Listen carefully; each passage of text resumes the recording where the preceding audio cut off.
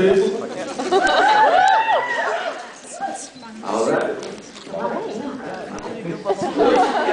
Hi, my name is Aldis Hodge. Hi, I'm Beth Riesgraf.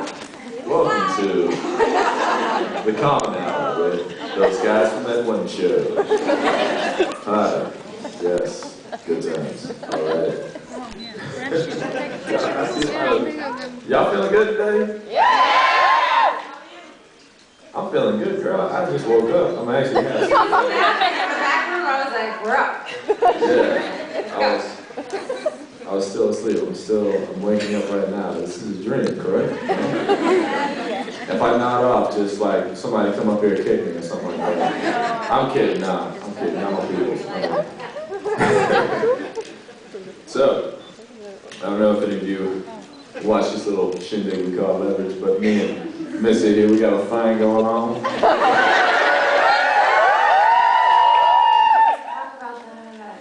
This is the cream in my cover.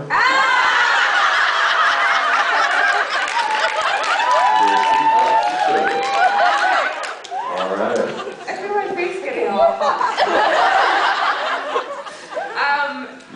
That is funny though. You do end up with my makeup on your face when we have to do kissing scenes. It's the oddest, so it's funny. the most awkward thing in the world. The first time we had to kiss was season 1 at the end, the second David, I think, and we separated and looked like, how was that? And everybody was like, he was laughing. His nose was white and mine was red. And our makeup transferred on one another, so now we always know, like, okay, they stand by waiting to like fix it. Yeah, I think our producers forgot that, well, I'm the darkest thing on there. Dark chocolate. I like to call it mocha magnificence. But,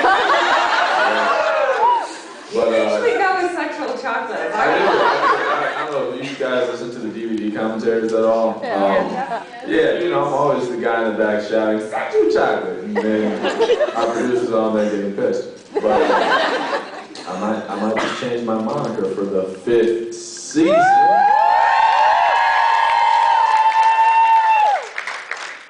Rises. So, I heard we got some questions in the house. Yes. Okay. Hi. I'm sorry. I didn't want to interrupt your chat rambling. There. It was nice. I have one question for both of you. Where's Parker 2000? Just disappeared. She's in the right place. Oh no. Something happened? Something bad? I gave it to her, so I don't know. That's her. She's That's in her. Parker's lair. Let's just put it that way. She's safe and She's sound. safe. Okay. I probably took her apart. I gave that as a gift from my heart. Fine, Bunny. Well, fine. Very happy that it's feeling good. Thank you. Yes, thank you. Thank you. Hi. I was just wondering, what were you guys' favorite episodes thus far? Let's see, the episodes with Parker and Hardison hook up. Let me see which ones are that. No, I'm kidding. You mean in front of the camera?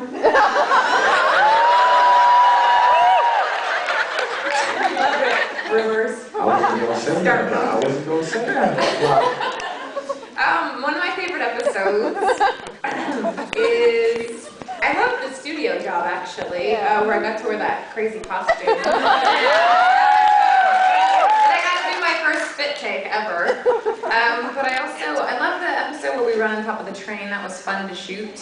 It's weird, I've got like a lot of favorite moments, so it's hard to say one. What's one of your favorites? I don't know what they are. I'll tell you, my top 2 favorites used to be the pilot and the Shahrazad, but now it's gone to the Grave Danger and the Van Gogh job because... I forgot about this season. Yeah, Van Gogh maybe is one of my top favorites. Now, granted, those are, you know, sort of, that kind of, you know, focused on you and I, so maybe I'm a little biased, but I felt in those episodes like we were able to give some of our strongest performances that weren't necessarily common practice for our characters. You know, we were able to step outside the box a little bit, and I like when we're able to challenge the normalcy of what we do on a daily basis when it comes to our characters. So, you know, with Van Gogh, we were playing completely different people. We had to both adapt different type of accents. We had to adapt different mannerisms, and for the grave danger, well, I was locked in a box. Yeah, I loved Grave Danger. You know, the thing I loved about that one in particular was that we don't see each other that much when we're shooting like that, because he's on one set and I'm on another set and the schedule's all over the place. So sometimes it can be really hard because we're reading, you know, when I'm in the back of the ambulance talking to Hardison, he's not actually there with me on set, and it's common, you know, that happens all the time. But with that episode, I had a guy off camera like, Parker, don't leave me. Parker, don't go. And so you have to use your imagination. But I loved it because, yeah, and when I got to see it, I was so blown away with what he did in the coffin that I was just like, oh my God, it's so great. So I loved what he did. That's one of my favorites, actually, too. Yeah. And likewise, I mean, I love what you did, especially that one point where you, the point that gave me chills in that episode was when you were like, Alec, I need you. No, I love that moment, too. I was like, oh, look at her. We are friends. Thank you. Thank you. Hi. I wanted to ask if Parker is the first name or the last name, because a friend of mine and me had an argument, and I said, well, Peter Parker, so Parker's the last name, and Americans always say the last name. But then she said, well, Parker is also a name in America that is the first name. Or is it just like MacGyver, who, well, he did have a first name. He was Angus MacGyver, so he did have a first name. Or, Wait, yeah. before she answers that, did you and your friend have a bet on who was right? Thank God, no. Ah, you should have had some money. We could have helped you out. Hustle. Thanks, son. Text him right now. So far, it's just been Parker. The writers and I talked, I guess, about that first season, and it was always like, it's just Parker. Do you have a first name for her, if you think about her? I have a little bit of a backstory, yes, but I don't ever want to say it, because I think it's, you know what I mean? But but as far as the writers and I have, what we've talked about is it's always just been Parker. Do tell Like me MacGyver, like you said. I would like to know. I'll tell you later. And I have a question. If Parker and Hardison had a song, which one would it be? Heavenly.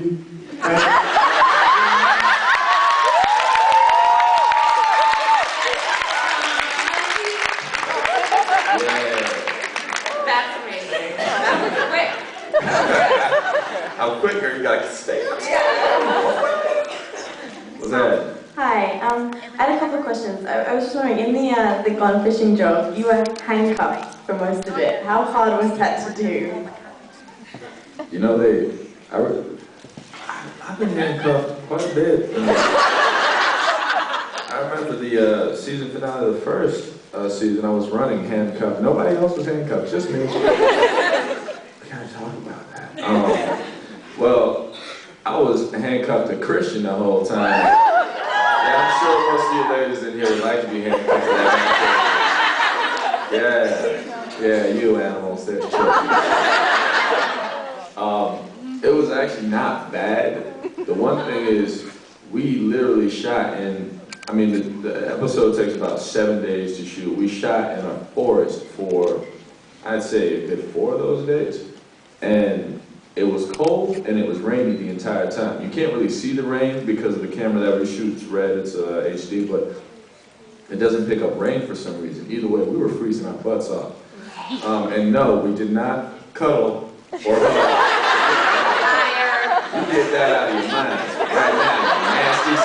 Look at you.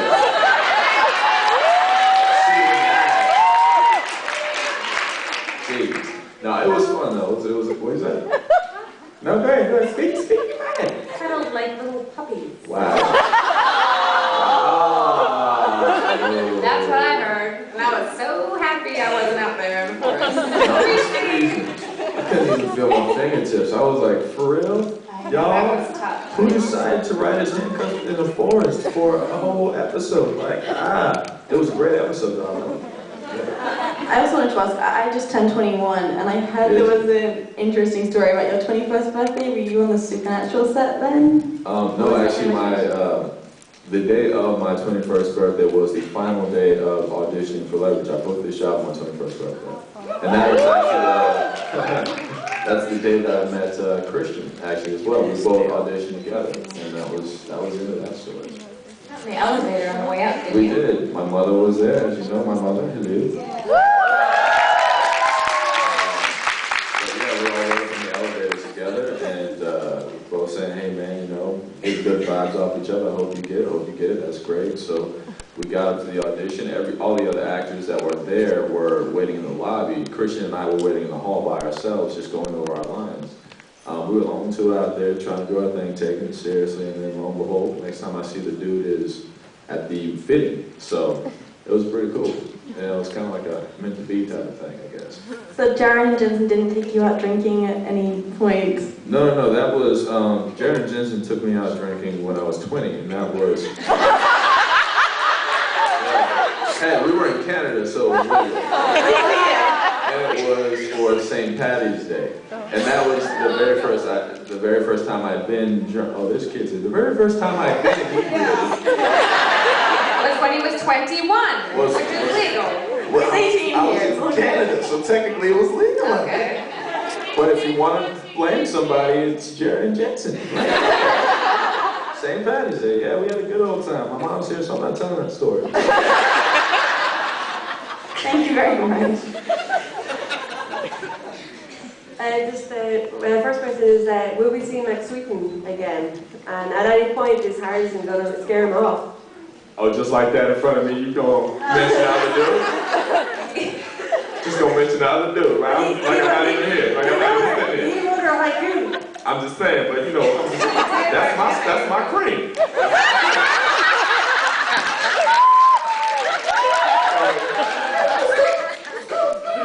I think he's gonna come back at some point, I'm sure. Yeah, because I don't know that we'll leave it on that note. But at some point, I hope he comes back. He's a lot of fun to work with too, actually. His improv skills are amazing. Yeah, it's an actor named Gerald Downey. Yeah, Gerald Downey, and he's a lot of fun. So I hope he gets to come back. Yeah. And He does actually come back in the, does he come? Well, he came back this season for the boiler room job. Yeah. Oh yeah, but which was pretty cool. Yeah. But in the boiler room job, did you come up with the fish nicknames? Like, were they improv or were they all scripted? You know, the blowfish and the... Oh, that was all improv. It was scripted that he called himself the Mako. Yeah. But then when we came down to you know, making up names and making fun of them, that was between Gerald and I, and yeah, we had a good old time with that. Yeah. And just one other question, the season that's in it, what would be your favorite Christmas movies and what would be your character's favorite Christmas movie?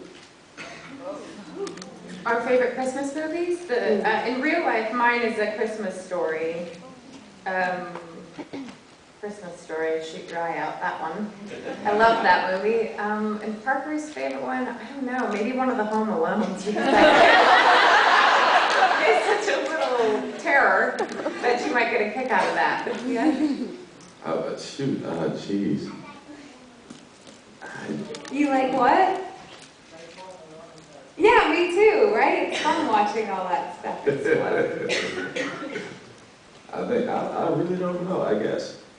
The most, I would maybe say Miracle on 34th Street because that's the most reminiscent of my childhood. It's one I remember the most. And as far as Hardison, I don't think Hardison watches too much TV. He steals a lot of stuff. He's on the computer. He's probably legally downloading. Yes, that one. What you said, yes. And yes, what you said. Dr. Who Christmas special. That is the artist. Thanks very much. Thank you. Hi. I wanted to ask if Parker is, like, it shows in the Nigerian job and in the future job, that Parker, like in the Nigerian job it shows that she blew up her house, and in the future job you find out that she actually had a brother that was run over while riding a bicycle. If she's like so tormented, why is she always so happy?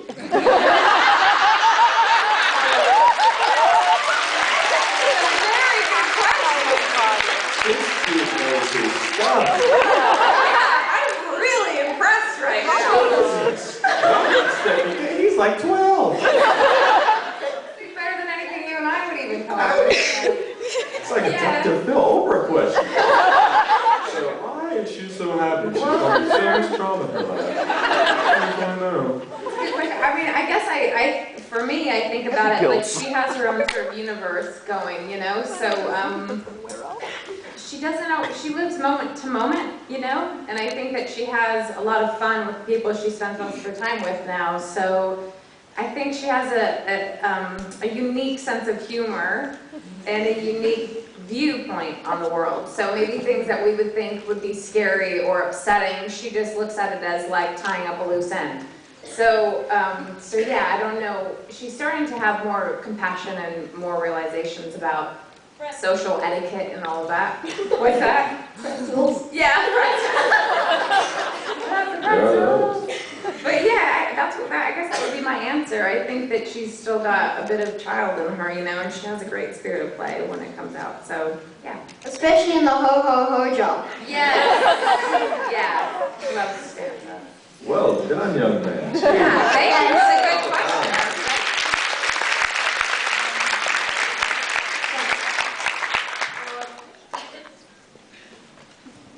Wow, hard to go after that question. What's up, Rubik's Cube? We meet again. Chris told us about his violin lesson and then incorporating that into leverage, and Christian Kane has sang in leverage. Is there something that you do as a hobby that you would like to do in leverage, show that side of yourself, or something that you absolutely don't want to go on leverage with?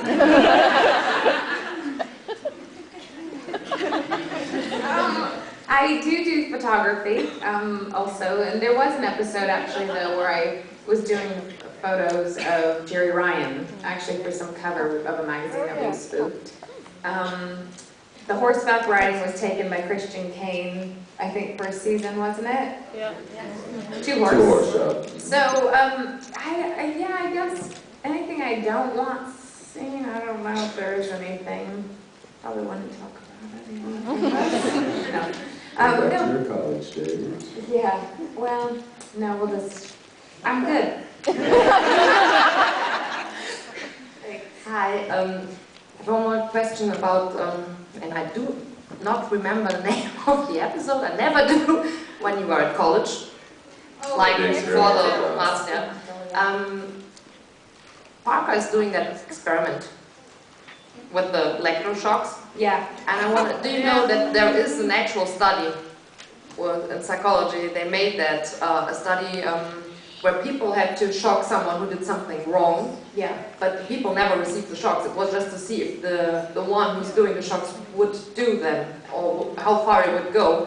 There were many people who would go as far as Parker, and even but did you know about that before doing the episode, or? I did. Well, I mean, I actually did know about that, and I do know shock therapy actually still happens today in real life, which is really terrifying. So there are people still being subjected to that, which is so sad, children alike. But I didn't, I actually had a talk with the writer about that scene because the way it was written, it came across like she was enjoying putting this guy through pain, and it wasn't really written as a light-toned scene. And I felt like it didn't make sense to me because I thought she's compassionate. Like part of why she does what she does with the team is because she wants to help people. So this poor guy on the other side of the glass, why would she get so much joy out of hurting him unless there was a reason to not like him, basically, which we didn't have. So we made it more about the cat and mouse game between her and I trying to steal the thing, and it not being so much about hurting that guy as it was, trying to keep it away from her and get kicked out of the place. But yeah, it ended up being a lot of fun, that scene. Yeah. The playbook. I mean, what you have to understand is that that's how our executive producers get us to learn our lines correctly. Every time we miss a line, I improv a lot, so I go through this a lot, but there's a little buzz. You know what I'm saying? I really don't. I like it now. It's a little comfortable. weird for him to not get shot. Exactly. Yeah, they're used to that, so they wrote from personal experience. Thank you. Thank you. By the way, the young gentleman who asked that question, I thought there was a little interesting tidbit about the future job, the one with Luke Perry. Yeah. That whole thing, that was a very interesting day, that episode, because we went to work and the script it was not written that I had a brother, actually. And I went to work that day, that morning, went through the hair and makeup and was getting ready, had about 5 minutes, and I got some, they call them pink pages or whatever version of the draft we're on. They handed them to me and I said, oh, do those affect my scenes? And the guy was like, no, not really, it's fine. I'm looking through and all of a sudden I realized I have a brother who died. And it was kind of crazy because it was one of those last minute decisions that they had thought about, but like it got put in at the last minute. And in a weird way, I was sort of happy I didn't know about it, because when it came out then, you know, it needed to be sort of a shock to her that he would be saying what he was saying and all that stuff. But I just thought maybe you guys would like that little I bit. bet they were in the writer's room like, hey, let's make it a shock for real. How about we drop this bomb on her 5 minutes before she has to go do the take? And it'll play, we'll get the real reaction. It'll be wonderful. It'll be awesome. Yeah, I was shocked. But you know, you played it great. They played No, it but well. it was fine. I mean, it ended up working out, and I think is playing well now with Archie coming back and all of that Yeah. stuff, so it's been good, yeah, anyway. Just a quick question about the office job. It It seems like you had a lot of fun making it, between Sandwich and between you and Gunter and... Yeah, Peter Stormare was fantastic. It really was, and I heard on the podcast about your setting John Frakes up on Twitter. Yes, I'm going to take full credit for that, by the way. Getting Jonathan Frakes on Twitter. Oh, yeah. Yeah! I was resisting it, and I was just like, Frank, let's talk. Call me Frank. Did you, on the podcast, I think it was John Rogers said that you set him up to get email notifications with every time he was mentioned? Oh man, I made the bigot. He was so pissed at me. I forgot to say, oh, you're going to have to take that setting off so you don't get notified every time somebody follows you. So overnight, he had like 7,000 emails. I'm not exaggerating. He really had that many. It like crashed his email. And he was like, I can't believe you do that to me. And I was like, I forgot. We were in the middle of work. I don't, like... Yes, you can take full credit. And Aldis said, did you know during the whole episode that you had ate the sandwich? Yeah. I mean, if you watch, I don't know how many of you caught this, but there's a scene where Christian is actually describing the sandwich. If you just look down to the right a little bit, I popped my little guilty head up looking to see if he notices it. While he's describing, yeah, I know I ate the sandwich. Oh yeah, it was a fun episode though. It was fun to play that back and forth too, because we didn't know what was going to come of it. But you know, you get me and Christian in a room many times, it's going to be a good time. It was a very good episode, thanks. Basically, we love fighting each other. Arguing, we love arguing. Thanks. Thank you. As a starting fan, I just want to know, what was it like working with John Frakes and Will Wheaton and Aldis? Are you as big a geek as Hardison is? Because you like all the same shows I love and all. Well, I'm a geek, but in a different way, man. I'm a nerd to the fullest. I grew up on, you know, superheroes and comic books and all that good stuff. But right now I'm a geek in the mechanical sense. I deal with gears and, you know, I like to design architecture, that kind of stuff. So my mind is there 24/7. As far as working with Frakes, I mean, Frakes is like, he's amazing. He's one of my #1 favorite directors that we have. We have a few resident directors that we use continually throughout the seasons. And Frakes he's, you know, definitely top 5. He brings so much energy to the set. I mean, he's like a big kid, literally. And he's what you call an actor's director, because he used to be an actor. He knows how to treat actors. He knows how to let us do our thing. And it was, like for the Office Job, for instance, he directed that. Having him on that episode was absolutely perfect because of the fact that he brought that sense of comic relief and reality to the set, so we were able to bring it to the screen. Working with Will Wheaton, I mean, y'all know Will Wheaton. Yeah, no, Will is cool, man. Will is my dude. We love having him on on set all the time. And it's nice to have kind of an antithesis to Hardison on screen because it gives Hardison a little something to do. You know, he gives him a reason to step his game up. But working with Will personally, man, Will is a great dude. He comes in with a lot of experience, a lot of poise. And he kind of just fits right in with our crew. He's a really good guy. He's really good guy. So, that'd be a bit there. What do you think about working with Will Mead and Johnny Frakes, Beth? I love them. They're hilarious. She thinks they're hilarious. No, they're awesome. Are you kidding me? It's so much fun. I can't believe this is our job. We get to play with all these funny people. I don't have a job. I have a hobby, a really good hobby. Hi. I have a question. The college episode. And Parker came to rescue Hardison. So is she the stronger part in the relationship?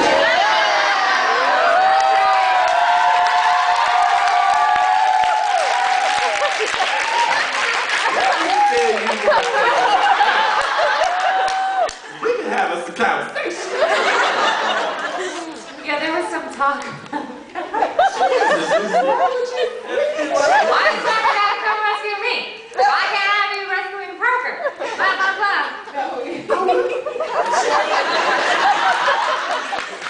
Thank you, good night. So how did you feel with it?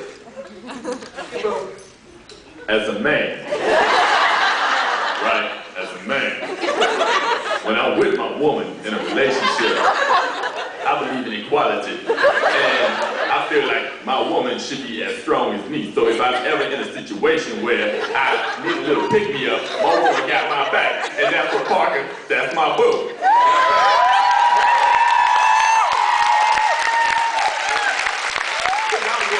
I whoop any little kid for her. And when little boy was getting our whoop his butt, you know what I'm saying? He was a big man, you know, I mean, we might have a nice discussion. But I handle mine. So I'm not intimidated to David at all. The crazy thing is this man is so strong in real life, it's crazy. Like, we have a joke actually in the Van Gogh job. We have that serious scene by the train where we're saying goodbye and our hearts are being like ripped out of our chests. And he takes his hand to say goodbye to me and it was like another take and it was like boom. And I was like, oh no, like, and I was thinking, holy bear paw. So, it was so sweet though because we were like totally in the moment, but I was like, man, you gotta lighten up, you're a lot stronger than you realize. So now we have a joke like his bear paw. I'm like, easy, take it easy. I'll be bench pressing Mini Coopers, so, you know. Thanks.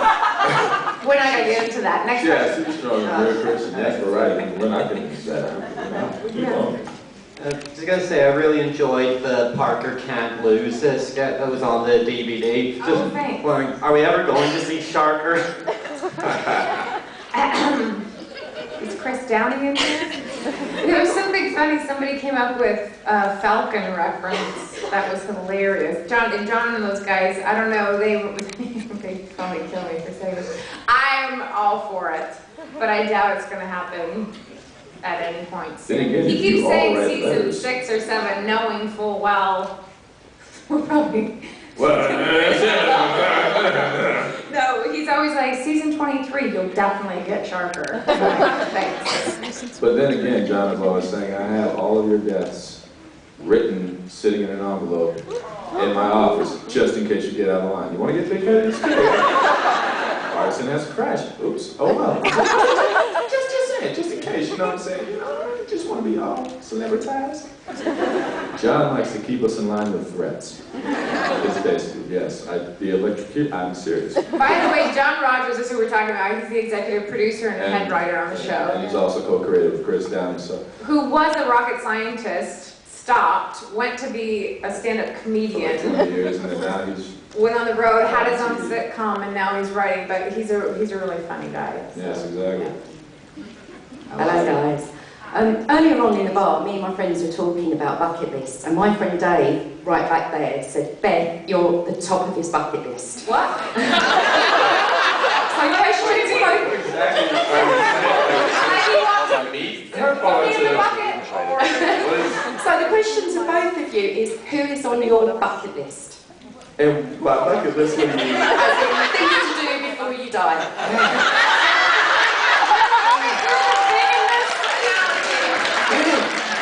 Mercy! You made somebody's bucket list, girl. Don't you feel fancy? Look at it. Well, I've been known to make a few. Wait, hold up. Is your friend in the room? Stand up. Stand up. Yeah. Stand up. I see you. You might as well stand there. Yeah. All right. Well, thank you. I'm gonna call you out. Don't bring that like that to me. I just might be crazy to put you on stage. Don't bring it. I'm not the one. I will call your business to say, so who's on your bucket list there, Beth? I mean, have you thought about anybody recently? Have you felt lonely recently? Is there anybody you would like to hug? I mean, or hold hands with for a while? what about you? Who would you put on the bucket list? Once again, my mother is in there. That is not going down, not today. I mean, I could think of a few. You know, a couple. Aside from obviously. Obviously what? I don't care. Next question. You know, we will not disclose that information. No, we could. Thank you. Thank you. Hi. Hi. You mentioned about running across the top of the train. I was just wondering how many of your own stunts do you get to do? I don't get to do as many as I wish I could. I wish I could take credit for them, but unfortunately, there's a few factors. One, I'm not that coordinated. Two, they're so dangerous. They can't take the risk for a lot of it. So anything I do get, I do actually get to do quite a bit. But depending on time, we have 2 units that shoot at the same time usually. So when we're not on A unit, we're on B unit, and like Christian does a lot of his fight scenes at the same time as we're shooting other stuff. So due to time constraints, they usually bring the stunt girls in, and then also it's not as number. No, I don't think you give yourself enough credit. You're actually. Beth is pretty, kids, close your ears. Beth is pretty badass. The thing is, like, we beg to do our stunts, but I mean, there's this little thing that producers are fussy about, like broken limbs and possible death that is trouble, I guess. Like the scene where we ran on top of the train, we had to do a lot to convince them to let us do it, and they finally did. But it took a while, and because if we'd fallen, what would have happened? I realized later, I think that was the dumbest thing we've ever done. Was it actually moving then? Yes, it was moving, and they had done it with the stunt people a few times. So we're sitting in the train watching the feedback downstairs on the caboose or whatever, and all of a sudden Dean turns to us, he's like, "Do you want to give it a go?" And I was like, "I want to give it a go, yes!" Yeah, and so the adrenaline gets going, we run on the train, we're doing the whole thing, and afterwards I was like, wait a second, we weren't tethered in. What if we would have slipped? Are we crazy? And then maybe, what were we thinking? And you were running in heels. Yeah, it was stupid, but it was fun. I had no worries, I'm like a cat. That's okay. Thank you very much. Thank you. Hello. Hello. Have you had to learn any new skills or something like that for certain episodes or something like that? Yeah, we've had to, there's certain things we have to learn depending on what they write in the episode, but the picking locks and all those types of things. I've had to learn how to enunciate. Yeah. Because I was born in the South, I have a natural drawl to, I don't pronounce every syllable. But John tends to write all these technical words. Like 2 sentences for somebody else is a whole 16 lines for me with all these words I've never seen in my life. I'm talking words that are built on 23-letter words, you know what I'm saying? But you're so good at it, and I'm so glad it's not me. You're amazing at it. No, it's fantastic. I'd say I get that. I mean, you know what they do is they play on what we already do well, and they play on what we already know, and they expose that in the show. They add that to our characters. They allow that to build up, you know, these people that we play. So they, you know, like Christian with the fighting and all that kind of stuff. So they don't push us too hard. They allow us to push ourselves, really, except for when it comes to speaking properly, which I did not sign up for that. But now I'm doing it. Look, I'm fine. It works for me. I have to say one thing that I actually did really learn about was keyless cars, keyless remotes for cars. In the episode, what is it called? Boost Job. Thank you. Jeez, brain fart. So yeah, I actually had to learn about the rolling encryption system that the car uses, and I actually did learn a ton about breaking into cars. If you ever want to talk about it. When she was learning how to steal, pick pockets and all that from our consultant, he said that Beth was a natural. So how did you acquire that skill? Oh yeah, he said I had the sweetest hands. Yeah, exactly. How did you just have the sweetest hands? I don't know, he taught me, Apollo Robbins is our technical consultant, and he had a show running in Vegas for a long time, actually, 6 years or something. He did 12 shows a day, 5 days a week, like on the street, could take your wallet without you knowing, get your ID and be wearing your watch in like 2 minutes. It's crazy, I'm not even exaggerating. So he taught me a lot, and he would put things on video for me to watch, and then I just study it in my trailer, you know, as much as possible. And then, you know, due to time, it's like, I think that if we had more time to shoot our shows, we would get to do a lot more of that. But right now we shoot, I know I said this earlier, but we shoot the equivalent of a feature film every 6 or 12 days. Because each episode is 6 days, so it's like we move incredibly fast. And like HBO and those guys, I think they get 8 or 9 days to do what we do in 6. So depending on what it is, what we can actually pull off camera-wise, you know, you only have so many shots that you can get in a day. So it depends, but I do like doing my research and studying and all that. However, he did still say she was a natural. Once again, college days. What else? Thank you. Thank you. Sometimes at the cons, it takes me a while to get like, what did they really do? How did this work? Did you ever read a script that you just had to go over again and again to be like, so what are we doing and how do we pull it off? I just give it up. I read the script one time and I'm like, you know what, it'll make sense later. Honest to God. Because, I mean, it's just from the first script, well, the first script was, I thought that they were very clever, but, you know, the con was like, all right, cool, I understand it. After that, I was like,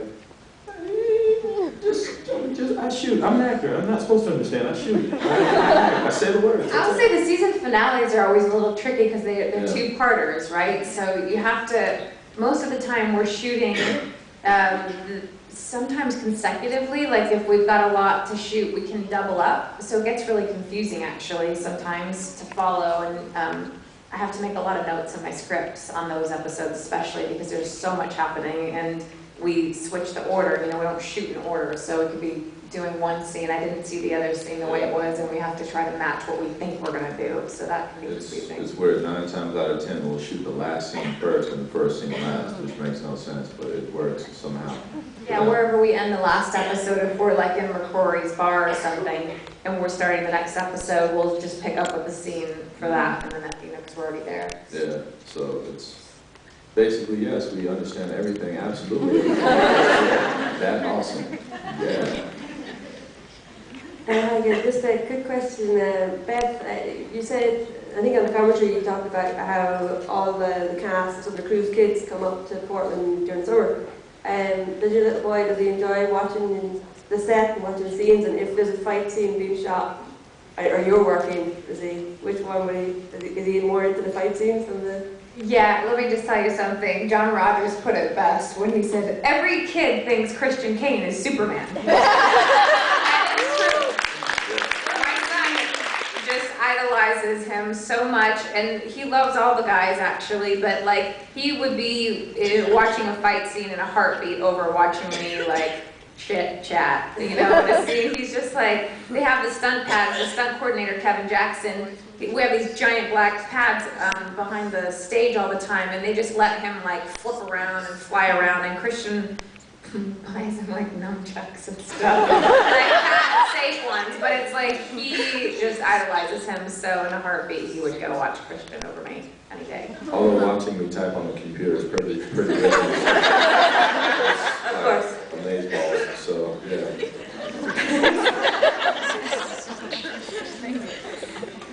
Hi.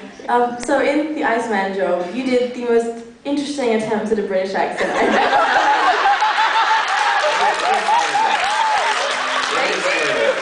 It was supposed to be bad. Supposed to be bad. The costume was great. It reminded me of being in Hackney, so that worked really well. But I was wondering, since you're in the UK, could we hear your best attempts at a British accent, both of you? That is a terrible question. That's like making me uncomfortable. I don't know. There's so many of you from so many different regions. I had one line I had to do. It was in the episode where Sophie, is the Queen's Gambit? What's that one? Your coat, sir. That was it. That's all I had to say. There you go. That was the best you got. How was that? Was that even close? What should I say? Ask for a cup of tea? Very British. A cup of tea. Thank you very much. How should I ask for a cup of tea? I don't know. Cup of tea, love!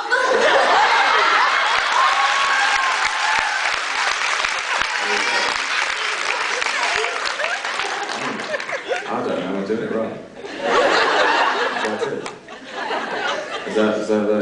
Is that close? Rashomon was pretty hilarious, actually. Yeah. I loved that episode when we had to go back and everybody was like Christian's, Elliot's idea of what Sophie sounded like.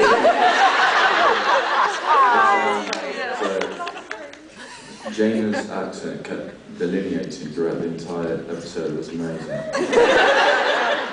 It's quite started quite proper. God knows what it ended up being. Is that something close? Better. No.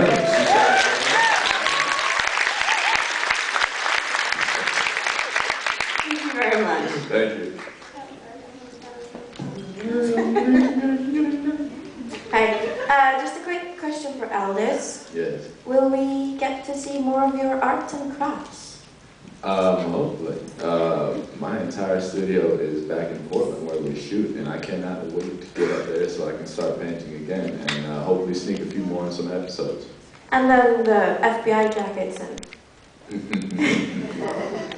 Well, that depends on how the writers write it. I mean, we're pretending to be smart FBI guys, which I'm sure will come up soon. Of course, with the McSweet.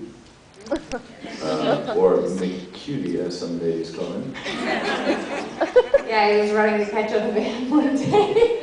We were driving away, and I saw him running. I was like, wait for McCutie! And I like yelled it, and now he won't let it go. But yeah, no, hopefully I'm sure that FBI is definitely going to pop up again. Thank you. Thank you. Wait, let's brace ourselves. This will be the second most intelligent question I've heard in my life. I'm ready. Well, it's not as intelligent as my last one. Go sit down. But I wanted to ask, why are Elliot and Hardison always fighting? Like, Hardison always, Elliot always says, damn it, Hardison, and Hardison's always like, punch somebody. Like, why are they always fighting? You know, it's weird. That's just, I think a lot of people have very odd relationships that make it work. You know, if Elliot and Hardison were too nice to each other, our lives would be boring. We have found a mutual respect for one another, and we actually like each other. We're just too stubborn to admit it. So our only way to show that we care care for each other, it's the bigger. It's like, I can't stand you, but I care for you so much. You know what moment was so heartbreakingly good was Grave Danger when they pulled him out, and the way they hugged, I was like,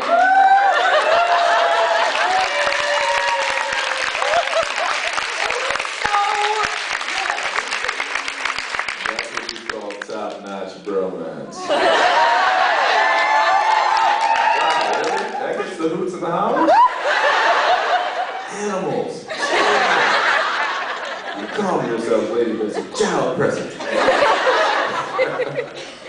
But yeah, I think they fight because they love each other and they know it and they're just stubborn.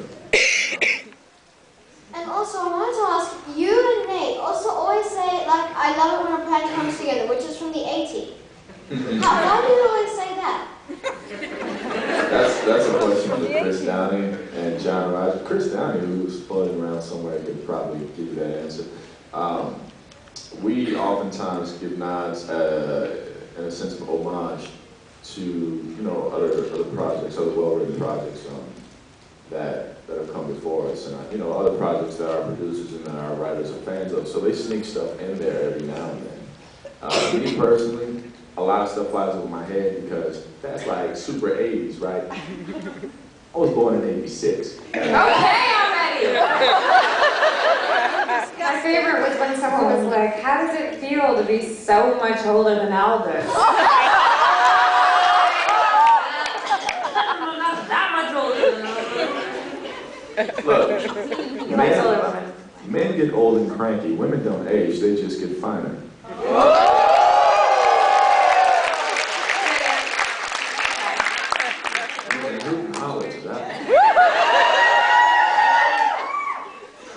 Thank you, man. Thank you.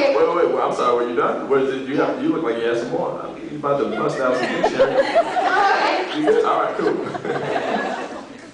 Aldis, can you make my weekend as the Asian Geek Baby? Asian Geek Baby.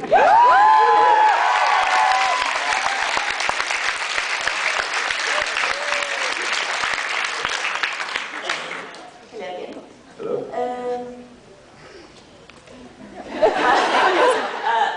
Do you ever play practical jokes on each other on set, or? Never. I don't know what you're talking about. What was the best one? There was this one season. Go ahead, bust it out. I took bananas and I put them in everybody's bags. Did you? Yep. You probably never found it.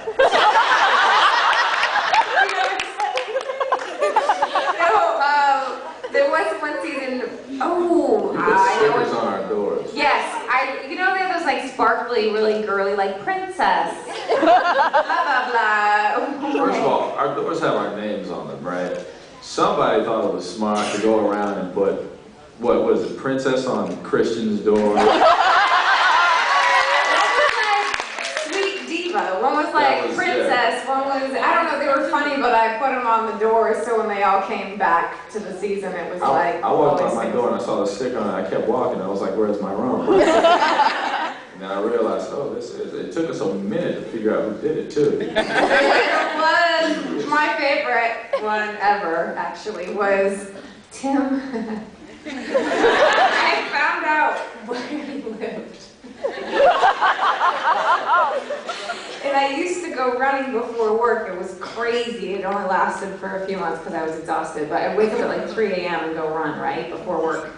And I would wear all black, like a black hoodie with a thermal because it was freezing. She looked like me. And so I got into the building and I saran wrapped the outside of his door. And I duct taped it, but what I didn't know is there was cameras in there. No joke, I'm like head to toe black, like taping and doing stuff and then like running out of the building. And it totally worked. He was I scared the crap out of him. He was like 5 a.m. and he's like getting ready to go to work. He's like, ah! Walks into like a fake spider web. I was terrified. Basically, that's why Tim was pissed at me for that whole week. Yeah, he thought it was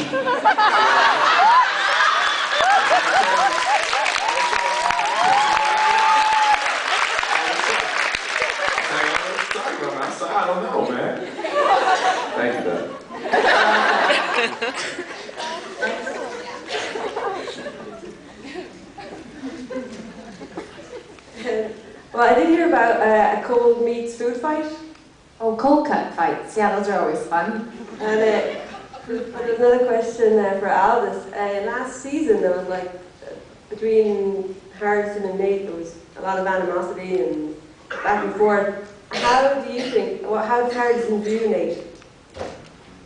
How he views him, he definitely respects him. He just wants to feel like, and he wants to feel and know that he's also respected for where he wants to be as well. And as we've seen in episodes before, Hardison would like to run his own crew someday, so that's where he's trying to be. And he wants that mutual respect from, from Nate to say, okay, look, I think that you're capable, and that's what he just doesn't have yet. So that's where the animosity is derived from. But you'll see later on in the 4th season where Hardison actually gets a shot, and well, we'll see how that turns out for Hardison. And we'll see how it turns out for Nate. It's not bad actually, but yeah, the animosity it's not derived from negativity, if you can believe. It's just frustration from respect. Yeah, he's very impatient. So he's a kid. He's 25, like me, and he doesn't. Thanks. Yeah, baby. I'm kidding on this. What's that? Hello. Hold up. You gotta show the shirt. Oh, it's me and Gina. What does it say on it? The people of the species. Oh, that's cool. Did you make that? Yeah. Oh, that's awesome. Couldn't squeeze up on there no way. I couldn't get up in the left arm here. Let's go. You're like peeking out at the bottom. Like... I'm just, somewhere. Yeah, this is for the girls. I refuse to answer your question. No, I'm kidding. I wanted to ask, because Beth earlier said that this, having a brother for Park came as a surprise. Do you take notes about what your character has as a background? Because I think I'm in season 3 now, and I found with the first episode where we know she blew somebody up. She had a brother. She was a car thief with 11 and 12. So I'm kind of wondering if it's really working, if more stuff comes out, if it's really working. And at the same time, I don't know if for Hardison there was much anything said, but I always wonder if it's someone who doesn't work out. And do you look at this? Yeah, we try to stay pretty consistent, actually. I mean, I have my story from top to bottom, and so if something like the brother came through, and I was a bit rattled, because I'm not gonna lie, I was rattled, and I called, I was like, beep, on my phone, I'm like, what the hell's going on? No, but I called John Rogers, and he was like, yeah, right from the beginning of the series, they never wanted to say, like, this is all mapped out perfectly, because they wanted room to expand and grow. And as the chemistry with the cast started changing and building and growing, they found that, they didn't want us to get locked into anything, that we couldn't get out of. So, I mean, the idea is that we brought this point up before. We don't know that anyone was in the house she blew up. You know what I mean? So it's like, the idea was sort of like, okay, this is the way she gets revenge. She gets what she wants, and that's it. And in a weird way, she erases her past when she's done with it, you know what I mean? And so part of her growing up on the streets and running into different people and making a living and having to do all that stuff does fit in with what I created too. So it's never been so far off track that we're like, that could have never happened. Timeline-wise, we keep it, there's a lot of blanks, I suppose, to be filled in terms of like, they can't, just follow one backstory all the time, so they give bits and pieces. But I would love to see more of everybody else's backstories come out, because I think we've seen a lot about Parker's, but it'd be great to see more of Elliot's. And I miss the flashbacks, actually, that we used to do. Yeah, those are fun, yeah. But I think all things considered, we try to stay consistent and be true to that story, as much as we can. Yeah. And do you have your... Well, as far as Hardison's history goes, it's remained pretty anonymous, because we just, as far as right now, we just know, okay, foster kid. God knows he loves his Nana. And that's basically the most of it. So I think the future for him can still be painted and created. And I know what I feel his backstory is. So whenever something comes up, an opportunity to influence his backstory on the screen, I try to. I personally think that Hardison probably does have a few foster brothers and sisters out there. I'm trying to meet them. I think it would be cool. You know, I want to see Hardison one day chilling up in a barbershop getting cut up with his boys, you know what I mean? Chilling. But yeah, I would definitely love to dig into everybody's backstories more and more, because I think it's something that we've never directly tackled intricately enough, you know. But that's great though, because we still have an entire treasure chest to go through, to dig through for these people for future seasons.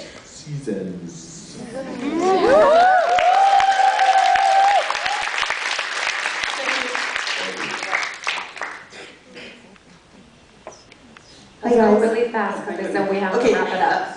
You always have such great guest stars on, and you know, once it was your brother. Yeah. My brother Edwin Hodge. Maybe one of these, you know, during one of these cons, you could, you know, maybe persuade him to come too, because that would be great. Oh yeah. Yeah. Oh, y'all gotta give his ass. Can you come? Yes, please. Oh God, before we forget my question, you have those great guest stars. I'm sorry. One of my favorites is Richard Chamberlain. So how was it, you know, working with him? Because he's, you know, a big star, you know. Yeah, it's amazing. And just like with Danny Glover, the same sort of idea, I guess, is that these guys have been around the block. They have experience not only with the craft of acting, but in life. These guys have seen and done so many things, and one reading with them in a rehearsal can bring you to tears because there's so much story behind their eyes. And so I love it. I feel like it's almost like an acting lesson, you know, when I get to do a scene with someone like that. Just because it's a different energy, it's a different flow altogether. But yeah, it's been mind-blowing. And what a gracious, beautiful, kind man. He's amazing. Yeah. Thank you. Yeah, thanks. I guess this will be the last one. Just want to say, I always love the chemistry that you two have on the show. And I was wondering if, was the whole idea to have that to develop naturally, or was it an idea to start for Hardison and Parker to have this relationship, or was it just natural, or was it thought from the start? Do you know if it was planned from the start? I don't know. No, I think that... There's a hint of it in the pilot. There's a hint of it in the pilot, and I knew that was the direction. We never knew exactly where it would go to, though, and we still don't. But I think where it has developed to has been organic. I think for the writers, they've allowed it to just play out and see how people treated it. And a lot of people, you know, really accept the thing we got going. You know, they want more of it. So I think that's what the writers feed off of. It's like they know what the audience wants, so they're going to, you know, dish it out little by little. But I think that it's still continuing to grow at an organic rate. And, you know I'm Beth's favorite person to work with. So that chemistry that's there is pretty organic. She won't ever admit it. But, you know what I'm saying? Just between you, me, and everybody else. There is something funny, just so you guys know. Anytime we film something from now on where he says, "Woman," I guarantee you I've ruined every single take because I cannot keep a straight face when he does that to me, and it's never scripted, by the way. He'll be like, "Damn, what?" But the way he does it, I just can't keep it together. So like nobody's business. I crack up. Nobody's business. It's crazy. And we laugh because she laughs. It's one of those contagious laughs, you know what I mean? But all of the relationships I feel on the show have grown through our organic bond with one another. Like, you know, my relationship with Christian. I mean, we don't bicker in real life. That's my dude. That's my boy. But, you know, we've gotten into some stuff in real life. Like, when we were shooting the pilot, we were downstairs at the, I guess, the little bar at the bottom of the hotel, and somebody started trying to pick a fight with Tim. So the very first night of the pilot, all three of us are getting in, you know, we're like, look, you mess with our boy, we got him, you know what I mean?